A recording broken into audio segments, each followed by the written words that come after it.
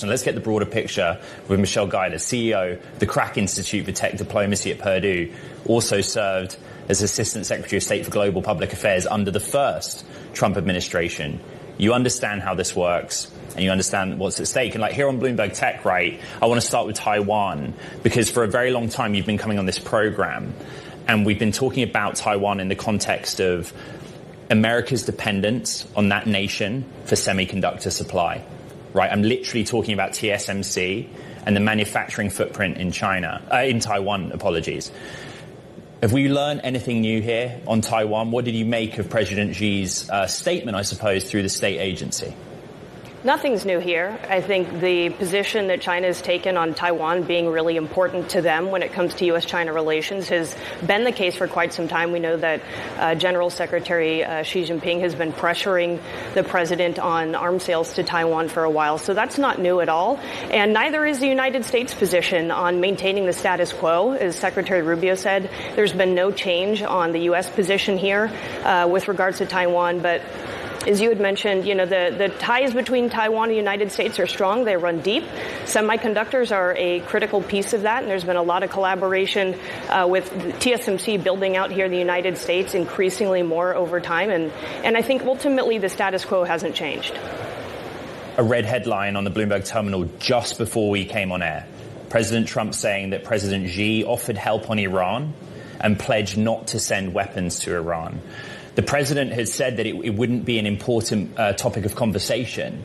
But actually, if you look at like what markets are saying and what people are saying on socials, it's a key issue, particularly on how it would have a bearing on the Strait of Hormuz. It's been one of several key issues. I think it's not surprising that they talked about Iran. It was looming over this entire 36-hour summit. The fact that you had mentioned this breaking news that President Xi is going to stop supporting the Iranian regime is a positive step, and I think one that the United States would welcome. So, again, not surprising. And I think overall the big picture on this is, you know, this is a 36-hour summit and on all of these agenda items and ultimately micro movements in a much bigger picture here of the United States and its long-term view to achieve the golden age of America and retain our leadership across the world. And China is on its own path to China rejuvenation. And the big question is who gets there first?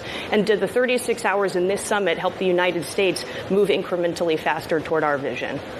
I just want to disclose to the Bloomberg Tech audience that President Trump, in those comments about Iran and President Xi's commitment for Iran, that was part of a Fox News interview, a clip that Bloomberg reviewed. Michelle, would you kindly draw on your experience from participating in the first Trump administration? What does it take to put a delegation like this together that includes Elon Musk, Jensen Huang, picking them up in Alaska for the refuel stop on Air Force One and taking the world's most important tech CEOs to China as part of a high-stakes meeting between President Trump and President Xi?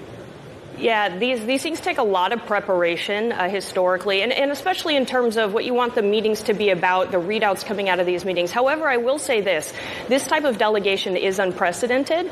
And I think if you look at how the president has been agile and maybe non-traditional in his work, so are these tech CEOs. They move fast and they're disruptive, and it's easy to hop on a plane in Alaska and go to China. So I'd say, you know, there's a lot of planning at the same time with this administration, with these types of disruptive tech leaders. There's also a lot of room for ad-libbing and improvisation, and I think that's what we're seeing here. Michelle Giuda, CEO at the Krach Institute for Tech Diplomacy at Purdue. Thank you very much.